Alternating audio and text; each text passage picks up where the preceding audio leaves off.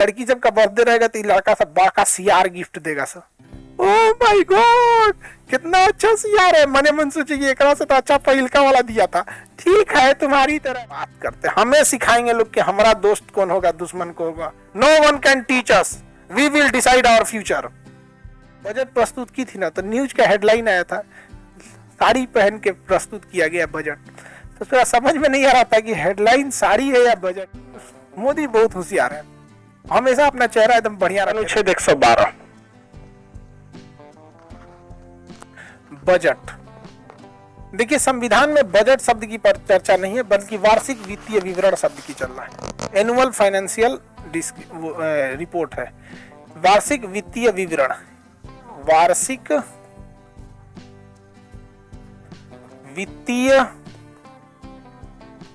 विवरण, वार्षिक वित्तीय विवरण शब्द की चर्चा है। संविधान में किसकी चर्चा? वार्षिक वित्तीय विवरण शब्द की चर्चा है। वार्षिक वित्तीय विवरण शब्द की चर्चा है। संविधान में वार्षिक वित्तीय विवरण शब्द की चर्चा है। संविधान में वार्षिक वित्तीय विवरण शब्द की चर्चा है, जबकि हम लोग आम बातचीत के भाषा में बजट शब्द का प्रयोग करते हैं। बजट क्या होता है कि सरकार इसमें अपना आय का स्रोत बताती है कि हमको इस साल कितना पैसा आने की उम्मीद है और इस साल कितना खर्चा होने की उम्मीद है। यानी इनकम एंड एक्सपेंस जो बताया जाता है उसी को हम लोग कहते हैं बजट को। इनकम एंड एक्सपेंस बजट को, ये सरकार को पहले से पता होता है। इवन आपको भी पता है, मार्च का महीना आ गया, आज 2 तारीख हो गई मार्च में। अगर आपको अपने घर से पैसा मंगाना है तो आपको पता है कि साल इस महीने हम घर से कितना पैसा मांगेंगे और रियल में मिलेगा कितना। मान के चलिए आपका किसी का इस मार्च में आपके किसी परिचित का जन्मदिन है और आप लोग भली भांति समझते हैं आप किसका जन्मदिन मनाते हैं। लड़का का जन्मदिन कौन सी होगा? थाली पीट देगा, हैप्पी बर्थडे, थाली पीट के। और लड़की जब का बर्थडे रहेगा तो लड़का सब बड़ा सीआर गिफ्ट देगा सर। ओह माय गॉड, कितना अच्छा सीआर है। मने मन सोचे कि एकरा से तो अच्छा पहिलका वाला दिया था। ठीक है, तुम्हारी तरह है सीआर भी। चलिए अब आगे समझिए ध्यान से। तो आपको भी अपना आय पता होता है कि मांगेंगे किसका और एक्चुअल आएगा कितना, और एग्जैक्ट आपको खर्चा भी पता होता है कि इस महीने आपका कितना खर्चा होने वाला है। तो आय और व्यय, आय तथा व्यय, आय तथा व्यय दोनों का जो विवरण होता है, आय तथा व्यय दोनों का जो विवरण होता है, आय तथा व्यय दोनों का जो विवरण होता है उसी को हम क्या कहते हैं? बजट कहते हैं। आय तथा व्यय दोनों के विवरण को हम क्या कहते हैं? बजट कहते हैं। ठीक है, आय तथा व्यय दोनों के विवरण को बजट कहते हैं। बजट प्रस्तुत करने का अधिकार राष्ट्रपति को है। बजट प्रस्तुत करने का अधिकार राष्ट्रपति को है। हमारी वित्त मंत्री जब बजट प्रस्तुत की थी ना, तो न्यूज का हेडलाइन आया था साड़ी पहन के प्रस्तुत किया गया बजट। तो थोड़ा समझ में नहीं आ रहा था कि हेडलाइन साड़ी है या बजट है। अरे हमारी भारत की संस्कृति है कि लोग महिलाएं साड़ी पहनती हैं। हमारे यहाँ देवी देवताओं को देखिएगा या किसी भी ऑफिशियल चीजों में देखिएगा, इवन महिलाएं इंटरव्यू देने जाती हैं, नए नए विवाह होता है साड़ी पहन के। तो मेन चर्चा होना चाहिए बजट क्या है। अरे हालांकि पूरी दुनिया में रिसेशन का समय है, भारतीय अर्थव्यवस्था उसमें बची हुई है। देखिए जब कभी युद्ध हो जाता है ना तो बड़ी दिक्कत हो जाता है किसी को। अब जैसे हम लोग के पास जो यूक्रेन से सामान आ रहा था वो नहीं आएगा। दूसरा, हम लोग रूस को बुलाना चाह रहे हैं, जापान घुसिया गया है, वो आएगा तो हम ना आएंगे। फ्रांस कह रहा है कि पुतिन को बुलाओगे तो हम नहीं बुलाएंगे। अब मोदी जी कह रहे हैं कि हम, मोदी बहुत होशियार है, हमेशा अपना चेहरा एकदम बढ़िया रखे रहते हैं। कहते पुतिन भी आएगा, पुतिन को पहले ही बुला लिए, रूस का विदेश मंत्री को पहले ही बुला लिए। अब मोदी जी करे अब क्या करे, चल रहा है तो भगाएंगे नहीं ना, आ जाइए आप लोग, आ जाइए। बिना मतलब का हमसे झगड़ा है। भारत सरकार को भी कहना चाहिए पाकिस्तान से रिश्ता तोड़ दीजिए, हम तोड़ देंगे। रूस से, चाइना से रिश्ता तोड़ दीजिए, हम तोड़ देंगे। बात करते, हमें सिखाएंगे लोग कि हमारा दोस्त कौन होगा दुश्मन कौन होगा। No one can teach us, we will decide our future. लेकिन क्या है ना कि सामने आदमी को थोड़ा सा प्यार से बतियाना पड़ता है, घुसियाए नहीं। आगे बढ़े। राष्ट्रपति, बजट में किसकी चर्चा है? बजट प्रस्तुत करने का अधिकार राष्ट्रपति को है।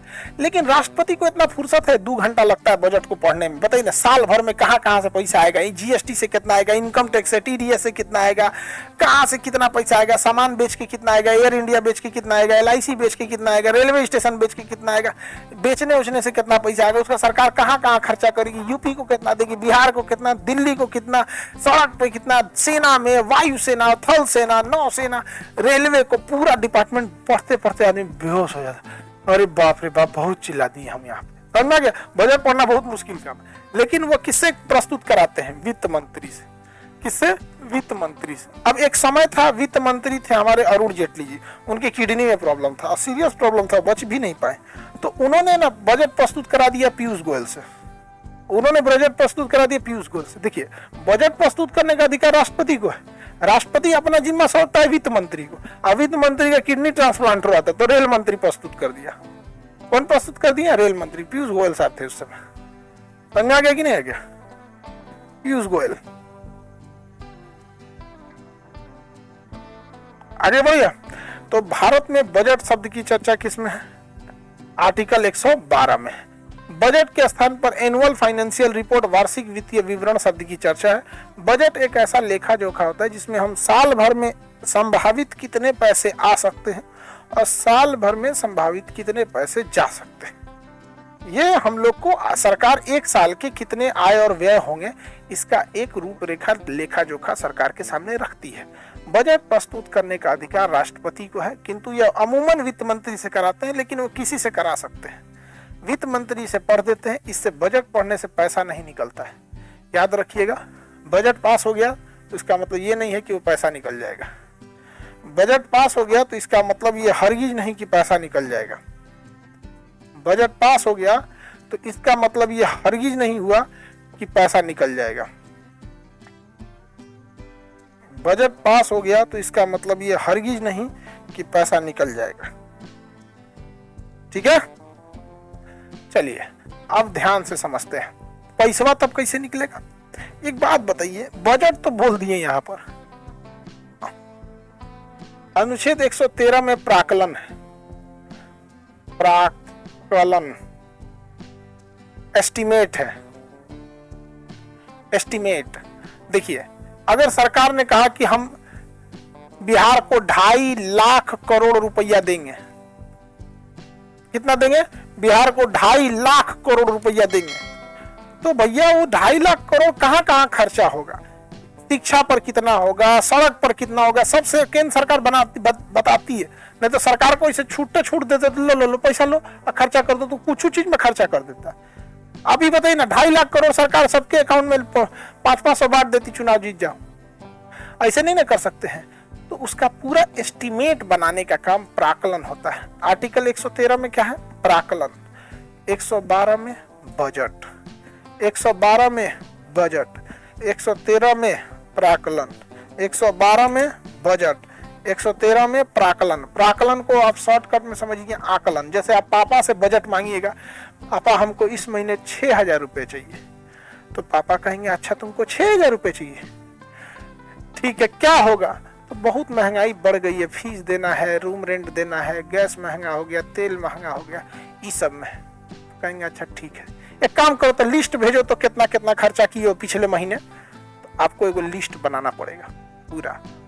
मकान मालिक को 2,000, सरसों का तेल 250, गैस भरवाए 200 रुपया, बुखार लग गया टाइफाइड का दवाई लिए 600 रुपया, मिसलेनियस में 300 रुपया। तो वही आप तैयार कर रहे हैं प्राकलन।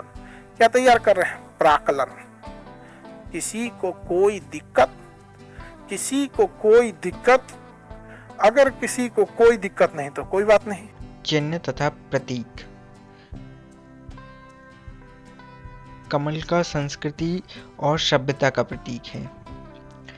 कमल का फूल संस्कृति और सभ्यता का प्रतीक है। रेड क्रॉस डॉक्टरी सहायता और अस्पताल का प्रतीक है। लाल झंडा क्रांति या खतरे का प्रतीक है। काला झंडा विरोध का प्रतीक है। पीला झंडा संक्रामक रोगग्रस्त लोगों को ले जाने वाले वाहन पर लगा झंडा। उल्टा झंडा संकट का प्रतीक, झुका झंडा राष्ट्रीय शोक का प्रतीक है।